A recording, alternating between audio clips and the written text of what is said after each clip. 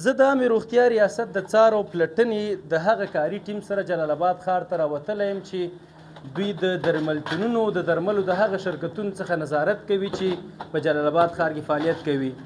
څوک دا جرأت ونه کړي چې په هیوادوالو باندې تاریخ تیري بې کیفیته او جعلي درمل وپلوري.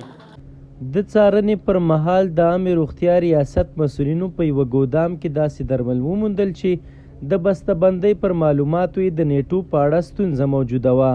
دا درمل د تولید له نیټې څخه یو میاشت وړاندې بازار ته رسېدلي وو. په دې اړه به د صافي صاحب سره خبرې وکړو. صافي صاحب دغه دوا په څومره وخت وړاندې دلته راغلې؟ دا د کوم هیواد دوا ده چې دلته رارسېدلې؟ بسم الله الرحمن الرحیم. دلته موږ د درملو د برخې نه نظارت کوو. دلته رالو یو سټاک موږ ته چې په دې کې جینک اسید په نامه او ایروسیټ په نامه چې یو د دماغ د تقویې لپاره او بل د معدې شربت دی چې تولید تاریخ نه مخکې د هند هیواد نه دلته رارسېدلی دی. یعنې معنا دا چې هغه کوم تاریخ چې په ویل شوی دی سپتمبر 2026 تاریخ باندې دی تولید دی او دا دلته اګست کې رارسېدلی دی. اوس د اګست میاشت ده، یعنې تقریبا د تولید میاشت دی. اوس هم څو ورځې پاتې دي تولید ته؟ اوس هم 7 ورځې پاتې دي. دا په هند کې تولید چې راځي تقریبا میاشت 2 میاشتې په دې باندې پروسس لګي، په لاره کې په ټیم لګي چې دلته راورسېږي. دا د وخت نه مخکې رارسېدلی دی. د دنه معلومات وکړه. دوی سره اسنادونه هم د دې د برخې نشته، د کوالټي کنټرول اسنادونه نه لري. نو اوس د دې دا دوا موږ قرنطین کوو، یا به اسناد او شواهد موږ ته راوړي او که نه دا دوا یې ټول ضبطېږي او د عامې روغتیا ریاست سټاک ته به انتقالېږي د حاضر په موخه.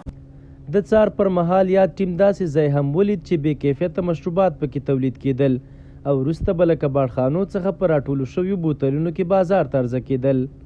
دا هغه بوتلونه دي چې د نورو کمپنیو دي لکه پاراډایس او نور انار اوبه دي په دې کې. نو دوی راوړي دي دلته د کباړیانو نه اخیستي دي. دا تاسو ته معلومیږي اوچته.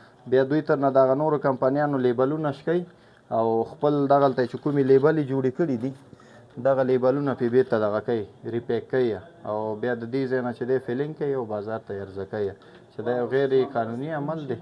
په ورته مهال ننګرهار میشتي ولسونه هم د عامې روغتیا ریاست دا هڅې ستایي او سرغړونکو لپاره د جدي قانوني چلند غوښتونکي دي.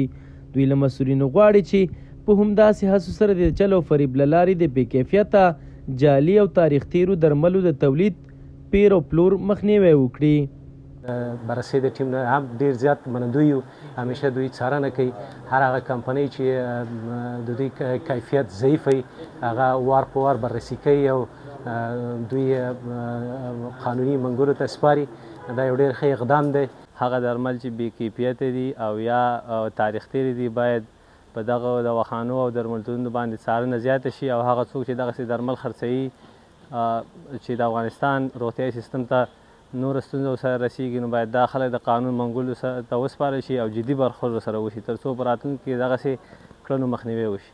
د ننګرهار د عامې روغتیا ریاست مسؤلین بیا ډاډ ورکوي چې د بې کیفیته جعلي او تاریخ تیره درملو مخنیوي برخه کې جدي دي او د خپلو دوامداره څار پر مټ به هیچا ته اجازه ورنه کړي چې پر خلکو ناسم او بې معیاره درمل وپلوري.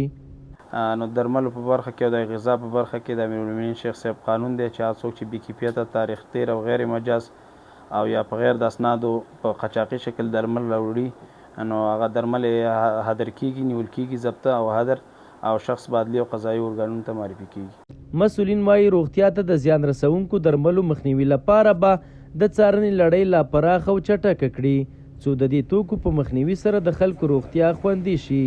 عزیز الحسن نعماني، حریت راډیو، ننګرهار.